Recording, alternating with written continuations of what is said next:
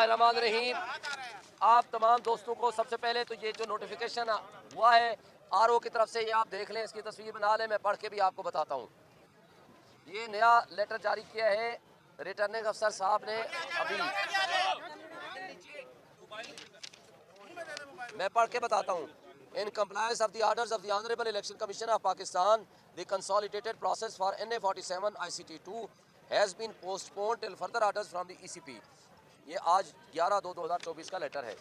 इसकी रोशनी में जो इलेक्शन कमीशन ऑफ पाकिस्तान ने सुबह स्टे दिया था उसको इम्प्लीमेंट करते हुए इन्होंने वो ऑर्डर जारी कर दिया। जो एक बात आपको बता दूं, इमरान खान ने एक बात 1 साल पहले की थी। ये लोग जो लंदन प्लान वाले लोग हैं और इनके 3 काम करने का इनका फैसला है। सबसे पहले ये इमरान खान को जेल में डालेंगे, उसको नाअहल करेंगे, और उसके बाद दूसरा काम करेंगे, ये मेरी पार्टी को डिसमेंटल करेंगे। उसके लिए किंग्स पार्टियां जो कुछ कर सकते हैं वो करेंगे। तीसरा काम ये करेंगे जी, तीसरा काम ये करें, पीछे हो जाए।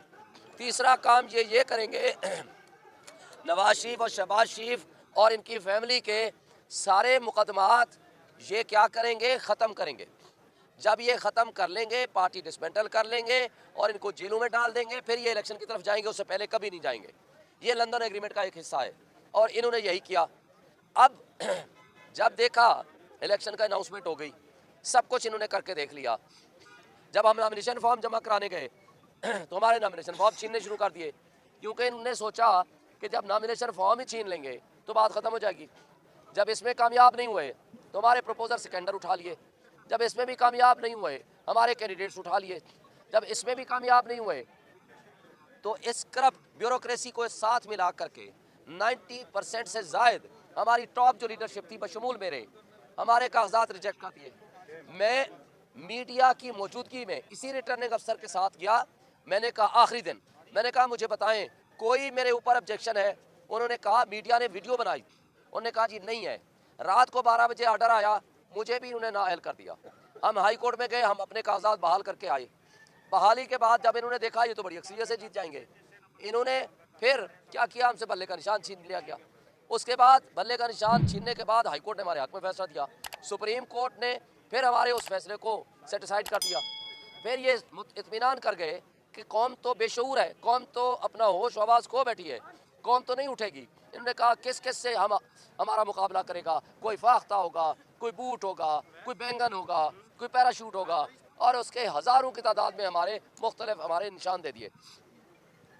जब देखा ये तो फिर जीत रहे हैं। मैं पूरे पाकिस्तान की बात कर रहा हूँ और अपने हल्का इस्लामाबाद की तो अलग से बात कर रहा हूँ। क्या किया, रोज़ हमारे खिलाफ FIR हैं। हमारे लोगों को जिसके पास हम मीटिंग करते थे अगले दिन या उठा लेते थे या उनके खिलाफ FIR देते थे या उनके घरों में छापे मारते थे और तमाम SHOs उनको फ़ोन करते थे। जब ये सब कुछ अलग हो गया, इलेक्शन डे आया, दुनिया का कोई मुल्क ऐसा नहीं होगा इलेक्शन डे पे आप कम्युनिकेशन का जरिया ख़त्म कर दें। इन्होंने नेट ख़त्म किया, मोबाइल ख़त्म किया, पूरा इस्लामाबाद में इंटरनेशनल मीडिया मौजूद था, अपने मुल्क का तमाशा दिखाया। और उस तमाशे के बाद क्या करते हैं, रात को रिजल्ट आ जाता है, पूरा मीडिया दिखा रहा है। हम खुद फॉर्म 45 को कंसोलिडेट करके ले आए हैं। इन्होंने क्या किया, आपके सामने है। जो मैंने वोट लिए हैं 1,04,570, जो मेरा मद्दे मुकाबल वोट ले रहा है सिर्फ 51,000। फ़र्क कितना है, मोर देन 53,000, 53,000 से ज़्यादा का सिर्फ फ़र्क है। और पूरे आपने मीडिया ने चलाया। रात को आपको पता है 12 बजे के बाद बंद कर दिया गया, मीडिया को कहा तुम न चलाओ। और यहाँ रात सारी हम खड़े रहे, बैठे रहे, ना हमें एक्सेस दी गई, ना हमारे रिज़ल्ट को उसके मुताबिक बनाया गया। और बाहर जो मेरा वोट था वो तारिक फजल के हक़ में, जो तारिक का वोट था वो मेरे हक़ में। यानी ये सारा फ्रॉड करने शुरू हो गए। जब उनके पास मैं लेके चला गया फॉर्म 45, मैंने कहा ये कैसे कर सकते हो। उन्होंने वो जो बाहर लगा हुआ था सारा स्क्रीन सिस्टम, उसको उठा के ले गए। और उसके बाद हम 1 बजे तक धरना दे के यहाँ बैठा रहे। जब 1 बजे मैंने प्रेस कॉन्फ्रेंस की तो इन्होंने क्या किया कि उस प्रेस कॉन्फ्रेंस के नतीजे में 1 मिनट पहले वो नोटिफाई कर दिया फॉर्म 47 और मेरे मुखालिफ को जितवा दिया। और उसके बाद आज हम इलेक्शन कमीशन में गए। इलेक्शन कमीशन ने ये सारा रिकॉर्ड देखने के बाद इनका प्रोसेस ऑफ कंसोलिडेशन आज रोक दिया, जो इन्होंने 12 बजे करना था। मगर मैं ये कहता हूँ, क्या आप मुल्क को साथ लॉयल हैं? क्या मुल्क के साथ सिंसियर हैं? इस मुल्क के 25 करोड़ आवाम पे आपको तरस नहीं आता? क्या ये मुल्क मेरा और हमारे बच्चों के मुस्तकबिल को आपने नहीं देखना? क्या इस फ्रॉड के ज़रिए आप सियासी इस्तेकाम ले आएंगे? क्या सियासी इस्तेकाम के बगैर माशी इस्तेकाम हो सकता है? कभी नहीं हो सकता। दुनिया का कोई कानून उठा लें, दुनिया का कोई मुल्क उठा लें कि जहाँ निज़ाम इंसाफ कानून इस तरह बिक रहा हो, जहाँ इस तरह डकैती हो रही है, जहाँ इस तरह जुल्म हो रहा हो, वहाँ ना मुल्क तरक्की करते हैं, ना वह कौमें तरक्की करती हैं। आज प्रैक्टिकली डिफॉल्ट के करीब पहुँच चुके हैं। मुझे बताएं, इस फ्रॉड के ज़रिए, इस धांधली के ज़रिए, इस डाकाजनी के ज़रिए जो हुकूमत बनेगी वो चल पाएगी? क्या वो मुल्क के माशियत मसाइल हल कर पाएगी? क्या मेरा और आपका ये मुल्क नहीं है? क्या हमारे बच्चों के फ्यूचर नहीं है यहाँ? क्या हम लोगों ने जो कुछ कर रहे हैं ये लोग, इनके खिलाफ मेरा आपका फ़र्ज़ नहीं है कि हम एहतजाज करें, हम अपना हक लें? आइन के मुताबिक हक के हुक्मरानी है सिर्फ़ और सिर्फ अवाम का। अवाम अपने में से जिसको नुमाइंदा बनाना चाहें वो बनाए।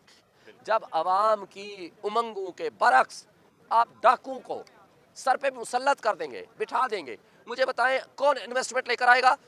ओवरसीज आपके पास पैसा लेकर आएंगे? क्या इंटरनेशनल इन्वेस्टर इधर इन्वेस्टमेंट लेकर आएगा? क्या आप मुल्क की इकाइयों को आप तबाह करना चाहते हैं?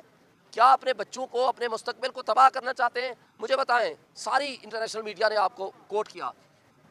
जब आप कश्मीर की बात करेंगे, आप तो मुहिब वतन है ना सारे, जब आप कश्मीर की बात करेंगे तो मुझे बताएं, तो कश्मीर में जब कहते हैं कि कठपुतली वज़ीर आला है, जब कश्मीर में कहते हैं बुनियादी इंसानी हुकूक मुअत्तल है, जब इंसाफ का जनाजा निकला जा रहा है, तो मुझे बताएं, जब आपके मुंह पे ये तमाचा मारेंगे, ये सारा रिकॉर्ड आपके सामने ला खड़ा करेंगे, आपके पास जवाब क्या होगा?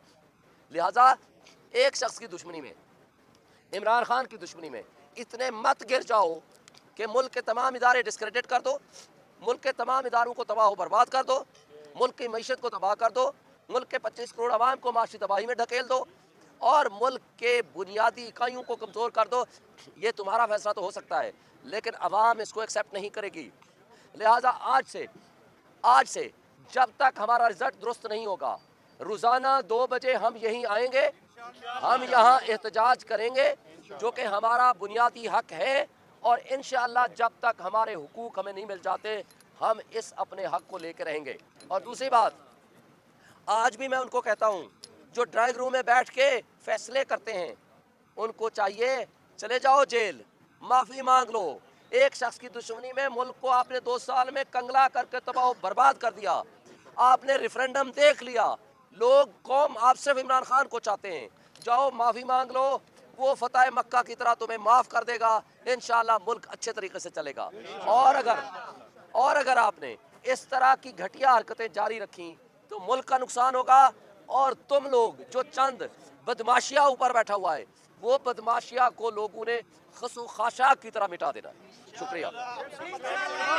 बताइएगा कि यहाँ पे काले कोट के ऊपर पुलिस ने हाथ डाला और यूनिफॉर्म फाड़ी है, बुकला के ऊपर तशद्दुद किया है, खवातीन बुकला के ऊपर तशद्दुद किया। क्या आप इनके खिलाफ कोई एक्शन लेंगे?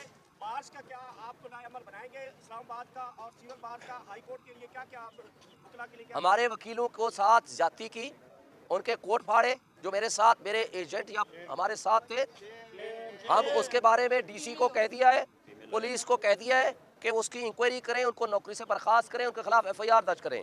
और अगर FIR दर्ज ना हुई, हम अदालत में जाएंगे, हम वहाँ से इनके खिलाफ FIR भी दर्ज कराएंगे, इनको जेलों में भी भेजेंगे, इनको नौकरी से भी बर्खास्त कराएंगे।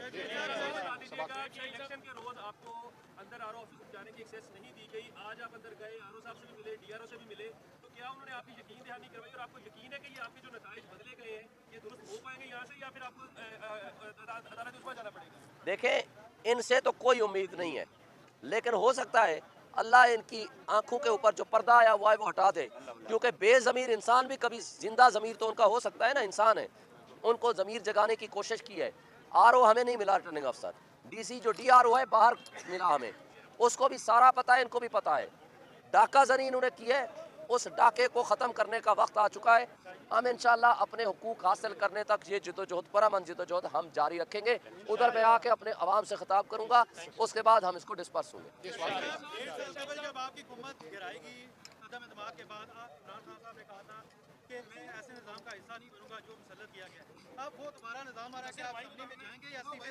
एक बात जब मैंने आपको बताई थी ना, 3 बातें कि इमरान खान ने पिछले साल कहा था कि ये 3 काम होंगे तो इलेक्शन में जाएंगे। एक चौथी बात भी की थी जो मैं जज्बात में रो में मैं आपको नहीं बता सका। चौथी बात ये की थी कि ये तीनों काम करने के बावजूद जीतेगी पीटीआई। आज अल्हम्दुलिल्लाह पीटीआई जीत चुकी है। हम किसी करप्ट सिस्टम का हिस्सा नहीं बनेंगे, मगर हम असम्बली में जाएंगे, हम इनको एक्सपोज करेंगे। हम इंशाअल्लाह लार्जेस्ट पॉलिटिकल पार्टी हैं, हम 2/3 मेजॉरिटी से जीत चुके हैं। इन डाकुओं को डाका जनी नहीं करने देंगे, हम अपना हक हासिल करके रहेंगे। शहीद जहीन, शहीद जहीन।